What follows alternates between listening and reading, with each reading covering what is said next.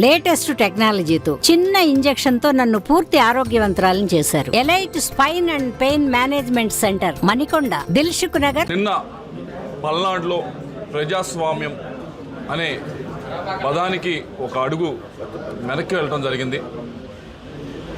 ఏదైతే మనం గర్వంగా చెప్పుకుంటామో భారతదేశంలో అతిపెద్ద ప్రజాస్వామిక దేశం అని చెప్పి, అది నిన్న కొద్దిగా ప్రతి ఒక్కరూ కూడా ఆలోచించేవారు. ప్రతి ఒక్కరూ కూడా ఇది నిజమేనా అని, ఇది మన ఆంధ్ర రాష్ట్రంలో జరుగుతుందా, ఇది మన పల్నాడులో జరుగుతుందా అని ప్రతి ఒక్కరూ కూడా క్వశ్చన్ చేసే పరిస్థితి నిన్న ఈ ప్రాంతంలో కనిపించింది.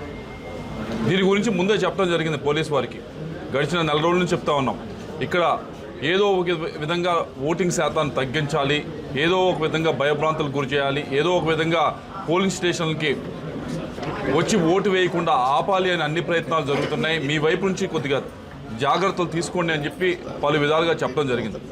అయినా కూడా ఎక్కడైతే పోలింగ్ స్టేషన్స్లో మేము సెన్సిటివ్ పోలింగ్ స్టేషన్ అని ఇచ్చామో మేము చెప్పడం జరిగింది, మేము హైలీ సెన్సిటివ్ అని ఇస్తున్నాము, వారు కూడా ఇస్తారు. ఈ రెండు పోలింగ్ స్టేషన్స్ దగ్గర కొద్దిగా ఎక్కువ ఫోర్స్ పెట్టమని చెప్పడం జరిగింది. కానీ ఏదైతే మేము సెన్సిటివ్ పోలింగ్ స్టేషన్ మేము ఇచ్చిన లిస్ట్ ఉందో, ఆ లిస్ట్లో ఉన్న ఎక్కువ శాతం విలేజెస్లో, ఎక్కువ శాతం పోలింగ్ స్టేషన్స్లో అసలు ఒక కానిస్టేబుల్ ఉండటమో లేకపోతే అసలు లేకపోవటమో నిన్న అన్ని చోట్ల కూడా చూడటం జరిగింది. ఉదాహరణకి నిన్న దొండపాడు గ్రామమే ఉంది, మేము చెప్పడం జరిగింది ఇది సెన్సిటివ్ అని చెప్పి. అక్కడ రిగ్గింగ్ జరుగుతుందని తెలిసింది, వెళ్ళటం జరిగింది.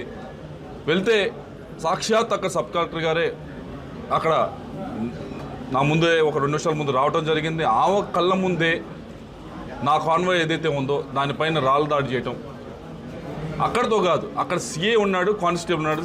ఆ కానిస్టేబుల్ చేతిలోంచి లాఠీ తీసుకొని, బయట వ్యక్తి లాఠీ తీసుకొని దాన్ని ఉపయోగించి కారు పాల్గొట్టడానికి ట్రై చేస్తూ ఉంటే కనీసం కానిస్టేబుల్ ఒక అడుగు ముందుకు వేసి ఆపే పరిస్థితి లేకుండా పోయింది.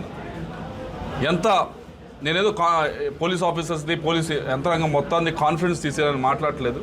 కానీ పై స్థాయిలో వారు ఎంత ప్రయత్నించినా కింద స్థాయిలో సిఐలు, ఎస్ఐలు నిన్న పూర్తి స్థాయిలో అన్ని చోట్ల వదిలేయటం జరిగింది. దాదాపు చాలా ఎక్కువ మంది డిఎస్పీలు కూడా వదిలేయడం జరిగింది. సిఐలు, ఎస్ఐలు అయితే పూర్తి స్థాయిలో నిన్న ఎలక్షన్ ప్రక్రియలో మనం కూడా భాగస్వామ్యంలో ఉన్నాము అని చెప్పి వాళ్ళు మర్చిపోవడం జరిగింది. నిన్న వారు పనిచేయడానికి సుముఖత చూపించలేదు. మరీ 11-12 గంటల నుంచి అయితే పూర్తిగా ఫోన్లు కూడా ఆన్సర్ చేయడం కూడా మానేయటం జరిగింది, సిఐలు, ఎస్ఐలు, డిఎస్పీ లెవెల్ దాకా. ఇది ఎందుకు వచ్చింది, ఎలా వచ్చింది అనే దానికి మీరందరూ కూడా, మీకు అందరికీ తెలిసిందే, ఇది ఒక చండాలమైన వ్యవహారం జరుగుతూ ఉంది గడిచిన కొన్ని సంవత్సరాల నుంచి కూడా.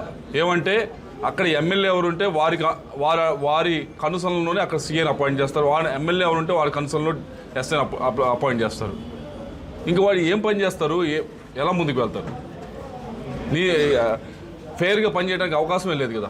వారు ఏదైతే చెప్పారో, ఎక్కడైతే ఫోర్స్ పెట్టమన్నారో సీఏలు కానీ డిఎస్పీలు కానీ అక్కడే ఫోర్స్ కూడా వెళ్ళింది.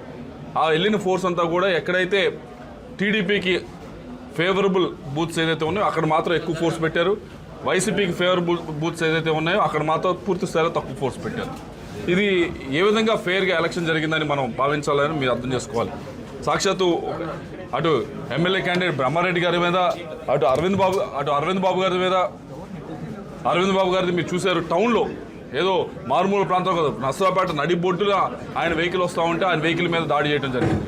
అలాగే మా వెహికల్ ఏదైతే సాక్షాత్తు అక్కడ సబ్ కలెక్టర్ గారు ఉంటే ఆ కళ్ళ ముందు ఇలా అటాక్ చేయడం అనేది, ఇది ప్రజాస్వామ్యంలో ఇది చాలా ఇబ్బందికరమైన పరిస్థితి. ఇవన్నీ కూడా దీన్ని తప్పకుండా మేము ఈసీ కంప్లైంట్ చేస్తాం, అలాగే పోలీసులు కూడా కంప్లైంట్ చేయబోతా ఉన్నాం, అధికారులు కూడా కంప్లైంట్ చేయబోతా ఉన్నాం. దీన్ని మనం ప్రక్షాళన చేయాల్సిన అవసరం ఉంది, కొత్త రిఫార్మ్స్ తీసుకోవాల్సిన అవసరం ఉంది, తప్పకుండా దీన్ని మార్చవలసిన అవసరం ఉంది. అయినా కానీ పెద్ద ఎత్తున ప్రజలందరూ కూడా వచ్చి నిన్న ఓటు వేశారు.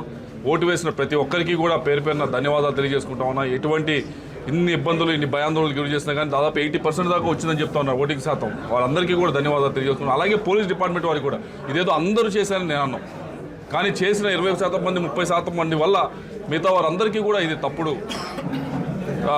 తప్పుడు సంకేతాలు వెళ్తూ ఉన్నాయి. కాబట్టి ఇప్పటికైనా పోలీస్ వ్యవస్థ అనేది ప్రక్షాళన జరగాల్సిన అవసరం ఉంది. లేకపోతే ఈ ఎలక్షన్స్ అనేది ఇవన్నీ కూడా ఏదో నామకే వాస్తు జరుగుతాయి, కానీ నిజంగా ఎలక్షన్ జరగాలి అంటే, నిజంగా ప్రజాస్వామ్యం బతకాలి అంటే ఈ పరిస్థితులు మారాలని కోరుతా ఉన్నాం.